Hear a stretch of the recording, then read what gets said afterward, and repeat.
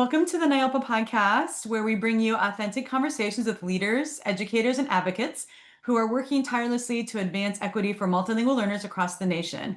I'm your host, Dr. Jovi Lawrence, and I'm excited to be joined today by Merica Clinkenbeard, the current president of NIOPA and a dedicated district leader who brings both national vision and local insight to her work. Today's conversation is all about leadership, momentum, and the power of community, especially as we gear up for the upcoming NIOPA conference. Merica, welcome. It's so good to see you again. Thank you, Joby. It's good to see you too.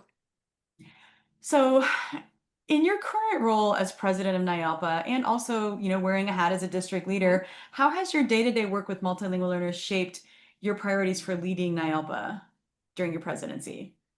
I think that I always, in the constant reminder, um, I am so boots on the ground because I am an LEA leader.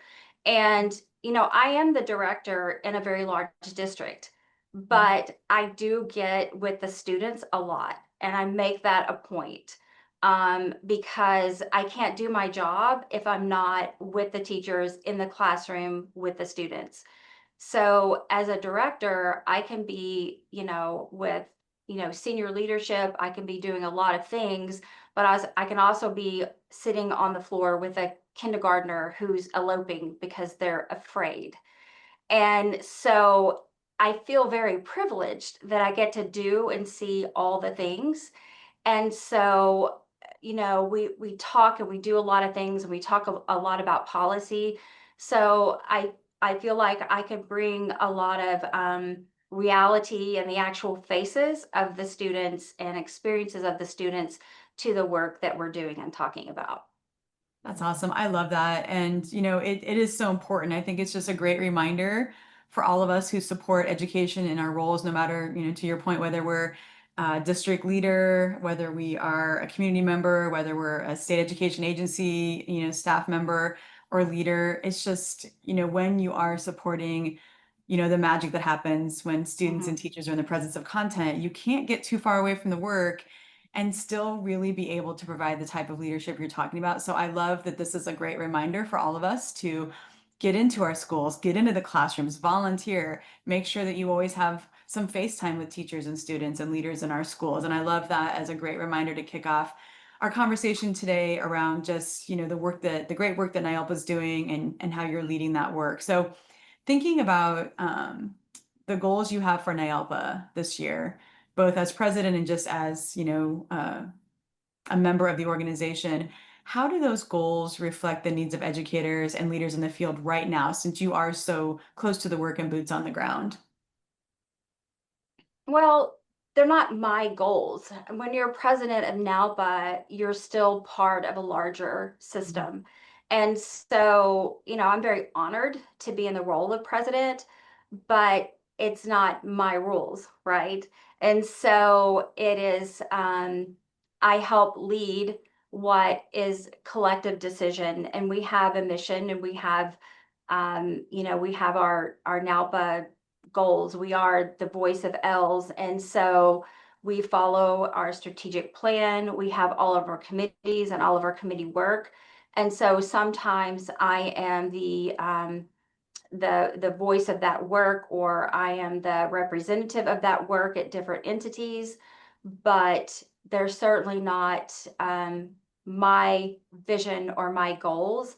And that is something that I don't think it should ever be. I don't think a president should drive or shift an organization in a different way.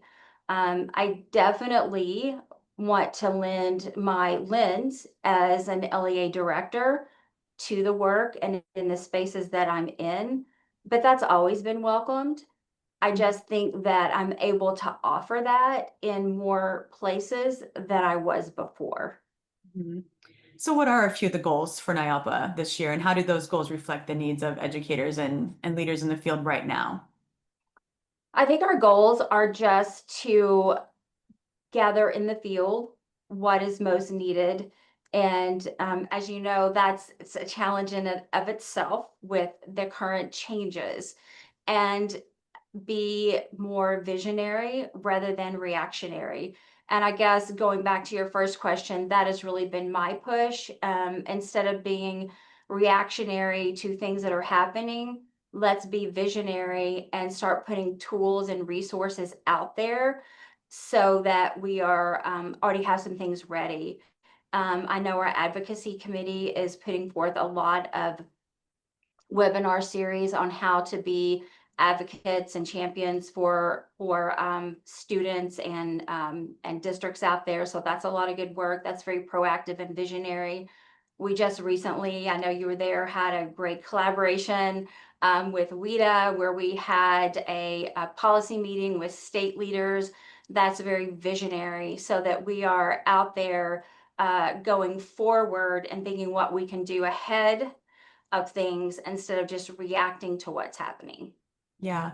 And yeah, that was the policy meeting where NIOPA was exceptionally visionary in not only bringing together WIDA and ELPA 21, which are consortiums Mhm. that, work with states to deliver the assessment for English language learners, also inviting states who aren't part of a consortium. So really casting a wide net to bring everyone together. I thought that meeting was extremely powerful, and I thought it was Exactly. really important and timely because um, I think there's no better time for everybody to be pulling in the same direction and on the same page and, working to the same vision. So I think that NIOPA bringing together everyone in that space was just such a powerful statement about the fact that we are all in this together and there's no them versus us or individual states who are kind of out there doing their own thing on an island. We all need to be working together, linking arms and doing what's best for students and families because you're right, there's a lot of change right now at the federal level, and it's hard to keep up with, and it's hard to know, how to support our local districts. So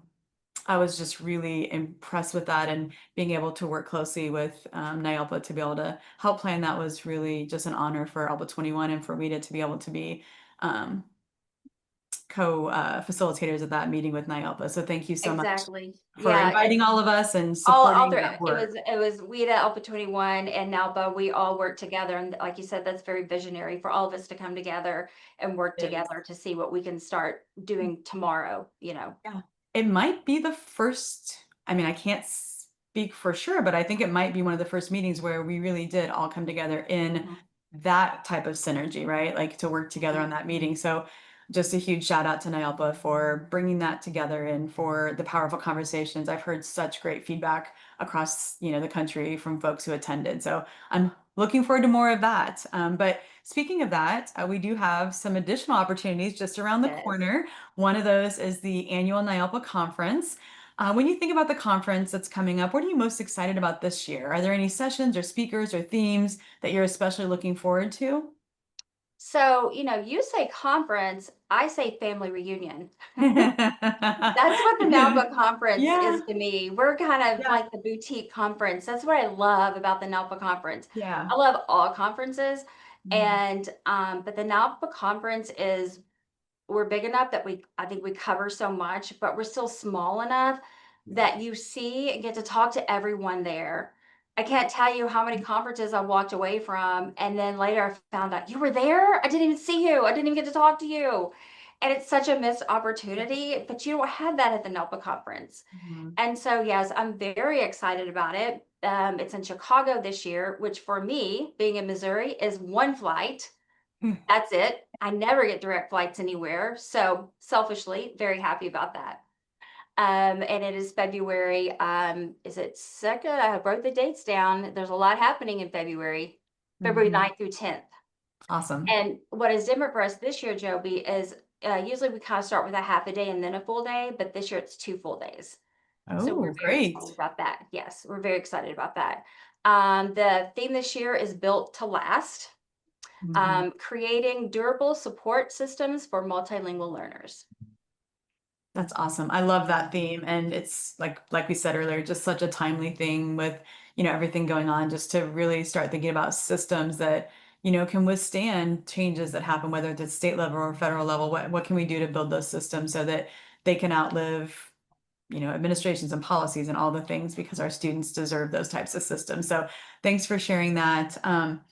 Also, I want to tag into the idea that I live in the Midwest as well. So I don't typically get direct flights either. So Chicago is going to be an easy trip for everyone. This is a great Mhm, conference to attend because I can't think of too many people that won't have a direct flight. So, from your vantage point, and you have a very unique vantage point, both as a local leader, a national advocate, how do you see the conference supporting educators who work directly with MLs in classrooms and schools? I mean, NIAPA has definitely expanded as an organization. Back when I was president, we were really only serving state educational agencies. And then, more recently, it's opened up to additional members from local, education agencies, mhm. community members. So, talk a little bit about how you see the conference supporting those LEAs and maybe community members in addition to our state education agency members. Yeah, so I believe that the title of the conference itself definitely states that we are looking for systems across the board. And it is a way that everybody can collaborate, regardless of how you work within the system, connect and lead with a purpose. So we have three goals. When you lead that we want you to collaborate when you're there, we want you to connect when you're there, and then we want anybody, regardless of the position you're in, to be able to lead with a purpose when you leave. Our keynote this year is Tan Nguyen, Mm, which is a real treat because if you know, you don't often get to see him in person mhm. because he lives in Vietnam. And so we don't often get to see. I know me in the field, I usually see him in a lot of webinars, on a lot of Zooms, but to get to have him in person, I think is a real, just we're very fortunate to be able to bring him in. And he is a teacher and he talks, and so I think that's a very good appeal for so many. Mhm. And it doesn't matter if you're at a state level. Sometimes I think, why do we have to differentiate? We're Yeah. all working for the same end goal, which is the student, right? I don't know anybody who is in this business. I don't care what you're Mhm. working for, who you're working with.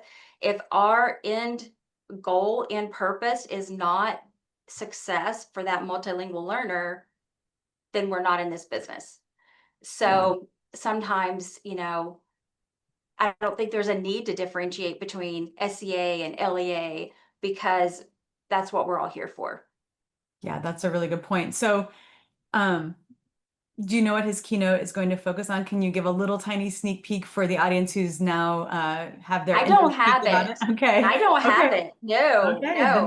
you're That gonna is have like to a lockbox. attend to find out. There's like nothing's gonna be leaked ahead of time. So sign up for the Yeah, conference that's and a good hop in. idea. We should probably put Mhm. out a few teasers, but he has not Giving you anything put yet? that out to us Okay. yet. So Well, we'll maybe have to do a little digging. So yes, stay tuned yes. if you're our Stay audience tuned. listening in. Stay Exactly, tuned. exactly.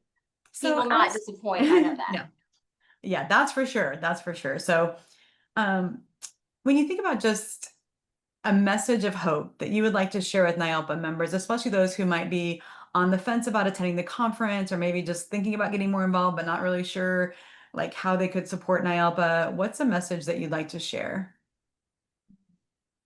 Um, I mean, why not?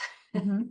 I was thinking about this just this morning. When did I become a member of NALPA? I became a member of NALPA in the fall of 2018. I was at a WIDA conference and I joined and I started working with the Professional Learning Committee.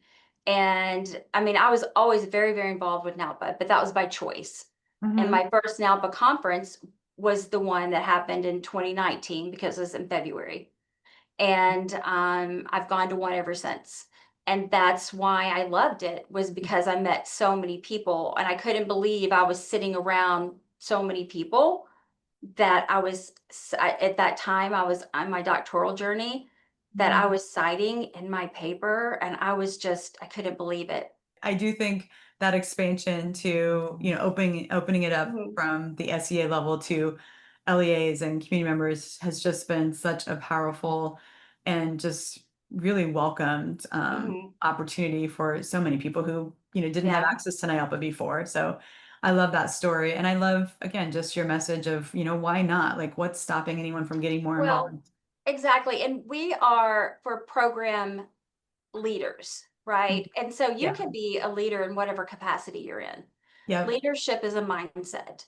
Hmm. So you can be a leader when you're a teacher, you can be a leader no matter where you are. We're talking about leading the work, we're talking about leading the passion, and we're talking about leading what's right and best for students. And you can do that no matter what role you're in. And so that's the message when I'm trying to tell people about NALPA and I'm trying to recruit to join NALPA, that's my message. Because I will have people say, well, that's not my role. And of course it is. It's your role if you want it to be. So anybody can be a leader in this work. And when you join NALPA, we help support you in that.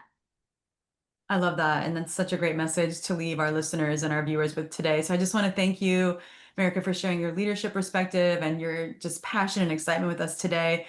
Your message reminds us why NIOPA as a community is so special. We're, rooted in advocacy, driven by purpose, and always centered on students.